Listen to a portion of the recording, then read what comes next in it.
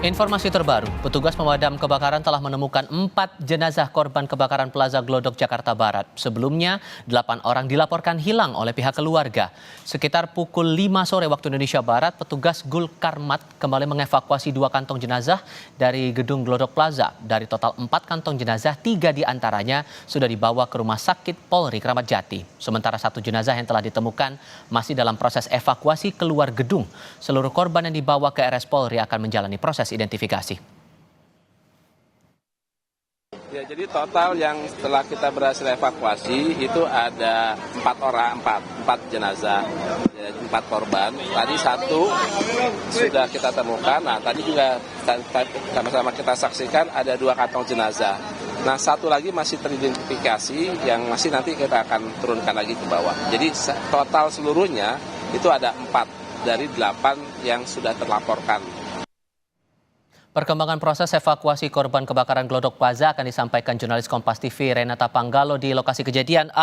Proses terhadap jenazah korban ini sejauh mana prosesnya tadi, Renata? Ya, Tifal dan juga saudara, sampai saat ini petugas damkar masih terus melakukan upaya evakuasi maupun pendinginan.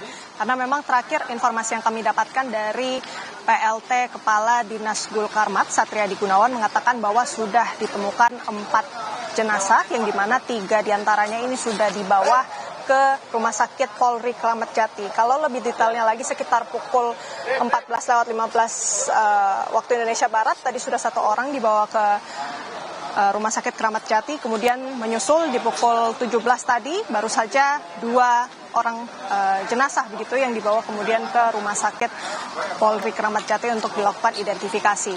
Tadi dibilang ada 4, berarti 1 lagi, Tifal dan juga saudara, yang masih dilakukan proses evakuasi, dan akan dibawa turun dan langsung dibawa nanti ke Rumah Sakit Polri Kramat Jati untuk diidentifikasi. Apakah 4 jenazah itu sudah termasuk dari 8 orang yang dilaporkan hilang oleh kerabat dan keluarga? Ini yang juga masih butuh konfirmasi lagi, karena lagi-lagi dari keempat jenazah ini sudah cukup sulit untuk dilakukan proses identifikasi, mengingat kita tahu di dalam situasinya jenazah-jenazah yang ditemukan itu sudah tertimpa reruntuhan, yang itu mengakibatkan kesulitan dari pihak petugas untuk kemudian melakukan proses identifikasi. Nah, Tifal dan juga saudara, tadi kendala-kendala juga sudah disampaikan bahwa gedung ini cukup luas, kemudian juga ruangannya ini bersekat-sekat karena kita tahu ini merupakan pusat perbelanjaan elektronik terbesar di Jakarta.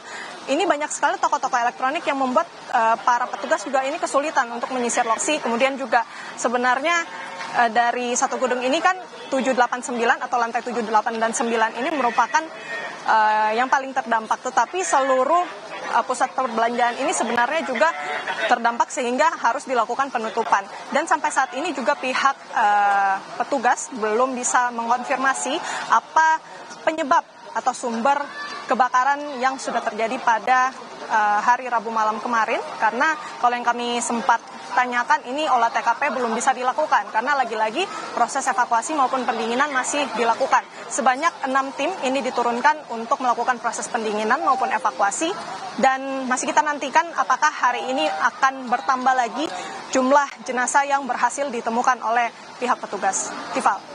Gambarkan kepada kami keadaan di sana, Renata, terutama yang ada di belakang Anda. Tampaknya ada pembatas dari garis polisi di situ ya, sehingga tidak ada warga sama sekali yang bisa mendekat ke lokasi, betul? Iya, benar sekali, Tifal. Dari visual yang bisa Anda saksikan, saudara, di belakang saya ini memang benar sekali ada garis kuning polisi.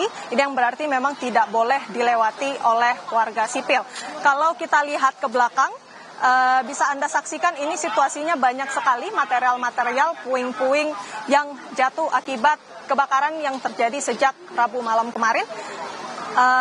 Juru kamera Kompas TV, Ian Faris, akan memperlihatkan Anda bagaimana situasi ataupun kondisi dari gedung. Kalau Anda lihat di atas, Tifal dan juga saudara, ini materialnya terbuat dari kaca dan kebanyakan ini sudah ompong atau sudah pecah-pecah. Ini yang kemudian jatuh, Tifal dan juga saudara, ke bawah, dan ini berbahaya jika terkena oleh warga. Makanya pihak kepolisian ini kemudian memasang garis kuning polisi untuk memastikan agar tidak ada warga yang melintas di sini karena yang disampaikan oleh pihak Damkar tadi memang masih dilakukan pendinginan dan dilakukan penyisiran karena masih ada kemungkinan bahwa titik-titik api ini masih berpotensi untuk terjadi pembakaran. Jadi polisi, Satpol PP bekerja sama tentunya dengan Damkar ini memastikan agar tidak ada warga yang melintas atau mendekati gedung Glodok Plaza, khususnya di area tempat kami melaporkan ini yang masih banyak sekali puing-puing atau material bangunan mulai dari kaca, kemudian juga besi, seng. Ini yang kami amati sejak malam memang berjatuhan, dan kalau yang bisa Anda saksikan ini asapnya juga masih mengebul ya, Tifal dan juga saudara. Kalau dibandingkan dengan kemarin memang asapnya hitam, tapi kalau hari ini sudah abu-abu. Jadi memang ini menandakan ya proses pendinginan masih terus dilakukan. Tadi terakhir wawancara yang kami lakukan dengan PLT Kepala Dinas Gulkarmat Satriadi Gunawan pada tadi sore begitu, ini disampaikan bahwa titik api sudah tidak ada, tapi masih dilakukan pendinginan untuk memastikan kemungkinan bahwa adanya titik-titik yang berpotensi untuk terjadi pembakaran. Tifal. Saya harap Anda juga tetap berhati-hati selama berada di TKP. Renata Panggalo dan Yan Faris, terima kasih.